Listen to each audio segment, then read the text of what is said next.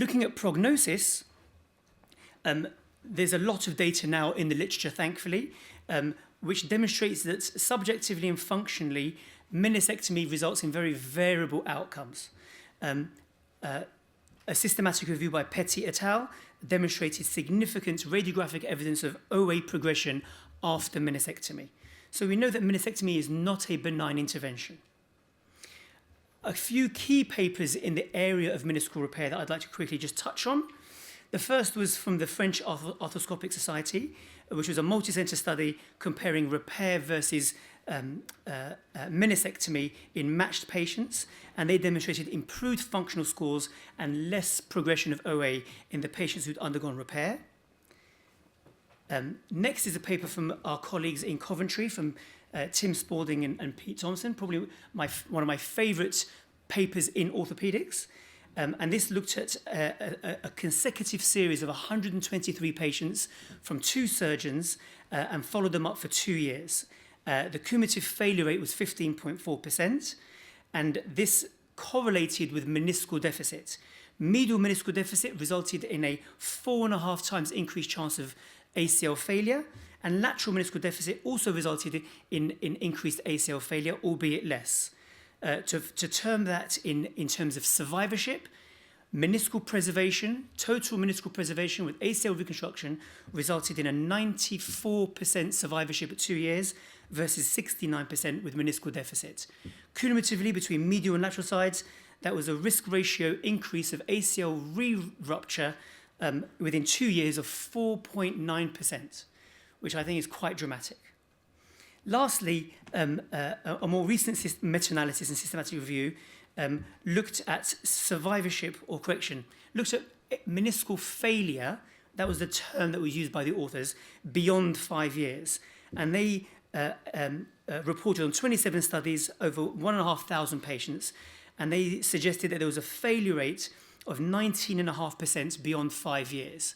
So I think that's pretty good for my part. But I would also question the description of these patients as having failed. So there's a paper that often isn't referred to, which was from Versailles, from the Vesalius and Bufalius group, who defined re-injury of the meniscus after repair. And they stratified these patients as re-injury under 6 months being a technical failure of the repair, re-injury between 6 and 18 months being a failure of biology, and re-injury beyond 18 months representing a re-injury to a repaired, healed meniscus. So I think it's a little bit unfair to put a new meniscal tear beyond 5 years or to categorize that as a failure of the repair if the patient's restored function and return to sports. So what are the indications for repair? So within my career, the indications historically used to be only red and red-white tears, only in patients under 36, only in tears under 6 weeks old, and only in patients who had a sporting profile. But I would suggest that things have definitely moved on, and a more representative, more contemporary criteria for repair would be all red and red-white tears and some white lesions. Any age of tear, what's more important is the quality of the tissue, not the chronicity of the lesion. With regards to age, I would propose that virtually all pediatric lesions at first surgery and first visit should be repaired, as they have superb healing potential and great biology. And patients well over 35 can often benefit from meniscal repair. We also have a lower threshold for repairing the lateral meniscus than we have for the medial meniscus. So I'd like to describe the lateral meniscus slippery slope, and I'd like to thank my colleague, Mr. Andy Williams, for kindly sharing this case with us. So this is a patient of Andy's, who is a professional footballer in the UK and presented with recurrent effusions and clicking and irritability at their right lateral joint line. At arthroscopy, you can see they have a crab meat appearance to a flap tear of their lateral meniscus, and they underwent a simple partial meniscectomy to a nice stable rim.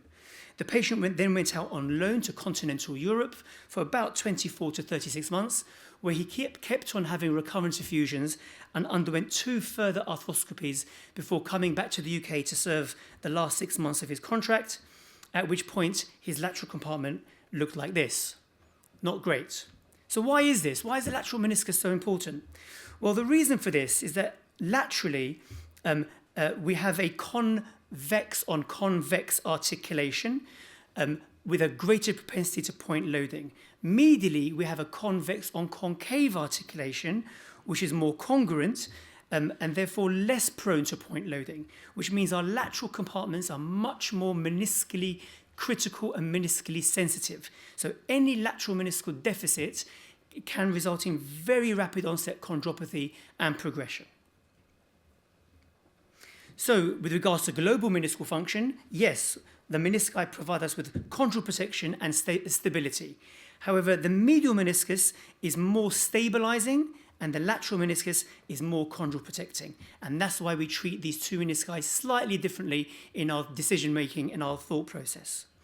With regards to the hierarchy of meniscal states, if we sit down and have a little think about what state our menisci can be in, I think we'd all agree that the best meniscus to have is an asymptomatic intact meniscus, and the worst one is a total meniscectomized or subtotal meniscectomy. And then in between, we can slot in the menisci depending upon status. Now, when we perform a meniscectomy, we're only stepping up one step up the hierarchy of meniscal states.